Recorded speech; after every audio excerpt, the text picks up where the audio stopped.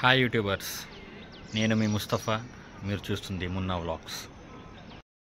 పరిధి దాటుతున్న అభిమానం అని టైటిల్ పెట్టాను ఏంటా అనుకుంటున్నారా? నిజంగానే జనాల మైండ్ సెట్ రోజు రోజుకి దిగజారుతుందని నేను అనుకుంటున్నానండి. నిజంగానే. ఎందుకంటే ఆర్సీబీ సంబరాల్లో 18 ఏళ్ల తర్వాత కప్పు కొట్టారని చెప్పి టైటిల్ గెలిచిన నెక్స్ట్ డేనే వాళ్ళు హ్యూజ్ పెరాడ్ చేశారండి. చిన్నస్వామి స్టేడియంలో దీనికి government, RCB team, next RCB మేనేజ్మెంట్తో కోఆర్డినేట్ చేసుకొని వాళ్ళు పెరాడ్ చేస్తే చిన్నస్వామి స్టేడియం కెపాసిటీయే 40,000 సీట్స్ అని మనం గూగుల్లో చెక్ చేస్తే తెలుస్తుంది. కానీ వచ్చిన ఫ్యాన్స్ మీరు గెస్ చేయగలరా? 2.5 లక్షల మంది. అంటే 5 ఇంతలు జనాలే వస్తే 1,400 పోలీసు స్టేడియం చుట్టుపక్కల డిప్లాయ్ చేశారు. ఎక్కడ తట్టుకుంటారండి అంతమందిని? వాళ్ళ వల్ల అవుతుందా? వాళ్ళని మనం నిందించడానికైనా అసలు మనకైనా ఉండాలి కదండి బుద్ధి. అసలు మనం అంత హ్యూజ్ మాస్ క్రౌడ్ గ్యాదరింగ్లో వెళ్ళి సేఫ్గా ఇంటికి వస్తాను, బతికొస్తామని ఎవరికైనా గ్యారంటీ ఉందా?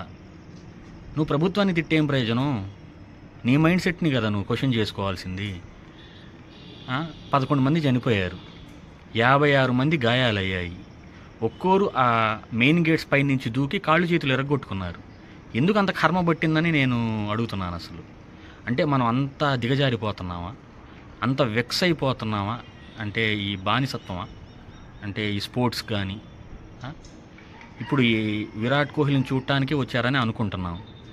ఆయన చాలా సింపుల్గా ఆర్సీబీ పెట్టిన పోస్ట్ని, కండోలెన్స్ పోస్ట్ని ఆయన రీషేర్ చేశారండి ఇన్స్టాగ్రామ్లో. ఎవరైనా కలిశారనుకుంటున్నారా? 11 మంది చనిపోతే ఎక్స్రేష్ అవి వీళ్ళు ఏమైనా స్పెషల్గా ఇచ్చారనుకుంటున్నారా? ఆర్సీబీ టీం ఇచ్చింది. ఇప్పుడు నీ వెర్రాభిమానం చివరికి ఎవరికి లాస్ అవుతున్నావు? నీ ఫ్యామిలీని నువ్వే లీడ్ చేయాలి, అంతే. ఎవరు రారు. రీసెంట్గా జరిగిన ఇంకో కేసు గురించి కూడా మనం మాట్లాడుకుందాం. పుష్ప 2 ప్రీమియర్ తొక్కిసలాట. అసలు సంధ్యా థియేటర్లో ఎంత మాస్ సెలబ్రేషన్ జరుగుతాయో 2 తెలుగు రాష్ట్రాల్లో అందరికీ తెలుసు.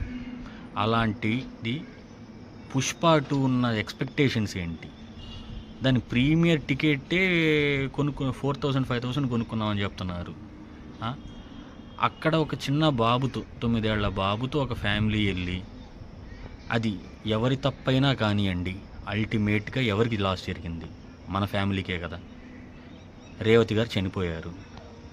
ఆ శ్రీతేజ్ అనే అబ్బాయి స్టిల్ బ్రెయిన్ డెడ్ అయి హాస్పిటల్లోనే ఉన్నాడు. ఇప్పుడు ఆ ఫ్యామిలీ ఎవరికి చెప్పుకుంటారు? అల్లు అర్జున్ గారిని తిడితే ఏమైనా వస్తుందా? మనకు ఉండాలి కదా బుద్ధి. అసలు ప్రీమియర్స్కి పిల్లలతో వెళ్తారా ఎవరైనా? అది సంధ్యా థియేటర్లో. ఇంకా మనకేం థియేటర్ దొరకలేదా? దానికి ఏమనంటే ఫ్యానిజం. పరిధి దాటట్లేదా? నువ్వు హీరోని తిట్టినంత మాత్రాన, ఇంకెవరైనా తిట్టినంత మాత్రాన ఇప్పుడు పోలీసులు ఎవరు ప్రభుత్వాన్ని, ఆ థియేటర్ మేనేజ్మెంట్ని ఎందుకు మనం వాళ్ళని అంటాం? ముందు మన సైడ్ నుంచి తప్పు లేకుండా ఏదైనా జరిగితే తర్వాత మనం వాళ్ళని ఒక మాట అన్నా బాగుంటుందండి. ఇప్పుడు ఆ అబ్బాయి కోమా నుంచి కోలుకున్న తర్వాత అమ్మేది నాన్న అని అంటే వాళ్ళ నాన్నగారు ఏం చెప్తారండి? అతను జీవితాంతం ఏమంటారు, ఈ బాధతో అసలు ఉండగలడా? వాళ్ళు ఇచ్చిన 1,50,00,000 2 కోట్లతో జీవితాంతం భార్య లేని లోటు తీరిపోతుందా? ఆ అబ్బాయి మళ్ళీ రికవర్ అవుతాడన్న గ్యారంటీ ఉందా? ఒక చిన్న తప్పు జీవితం మొత్తం తలకిందులైపోతుంది. ఇదే అంటున్నాను. ఈ స్పోర్ట్స్కి, పాలిటిక్స్కి, ఈ సినిమాస్కి ఒక పరిధి ఉంటుంది. అది దాటామా సఫర్ అయ్యేది మనమే. మనకి ఎవరు రారు.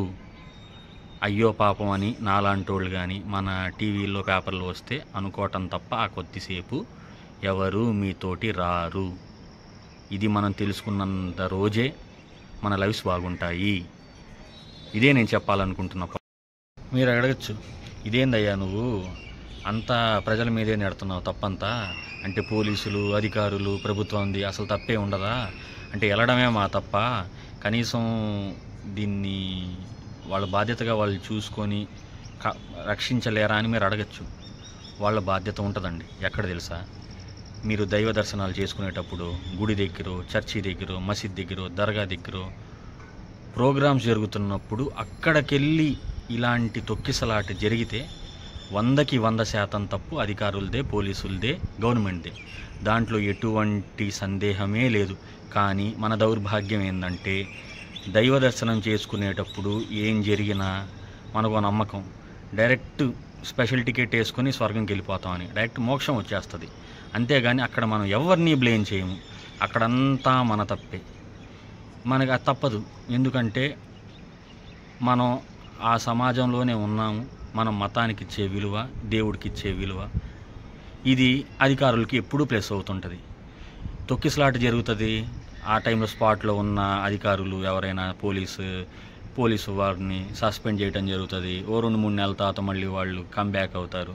మనం ఎప్పుడులాగే మళ్ళీ దైవ దర్శనాలకు వెళ్తాము. వాళ్ళకి తెలుసు ఏంటంటే మనిషి మతానికి బానిస, అలవాటు పడ్డ వ్యక్తి. ఈరోజు తొక్కిసలాట జరిగినంత మాత్రం రెండో రోజు రాకుండా ఏం ఉండడని.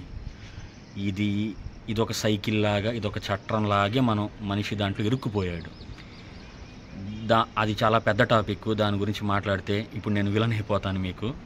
కనీసం మతానికి ఎలాగో మనం దానికి ఏమంటారు క్రాస్ చేయలేం కాబట్టి కనీసం ఈ క్రికెట్, స్పోర్ట్స్, పాలిటిక్స్ నుంచి అయినా మన ఫ్యానిజం చేద్దామండి. ఎంతవరకు అంటే మనకి ఇబ్బంది రాకుండా మన ఫ్యామిలీ బాగున్నంత వరకే. ఏదైనా మన ఫ్యామిలీ తర్వాతే. ఈ పాయింట్ గుర్తుంచుకుంటే అందరూ బాగుంటారు. ఇదే నేను చెప్పాలనుకుంటుంది. నేనేమైనా తప్పు మాట్లాడితే క్షమించండి. ఇలాంటి ఇంకేమైనా కంటెంట్ మళ్ళీ కావాలనుకుంటే మీరు చేసే లైక్స్, కమెంట్సే నాకు తెలుస్తుంటుంది. ఇంకా మన ఛానల్ ఎవరైనా లైక్ చేయకపోతే లైక్ చేయండి, సబ్స్క్రైబ్ చేయండి, మీ ఫ్రెండ్స్ అండ్ ఫ్యామిలీకి షేర్ చేయండి. థ్యాంక్స్ అండి.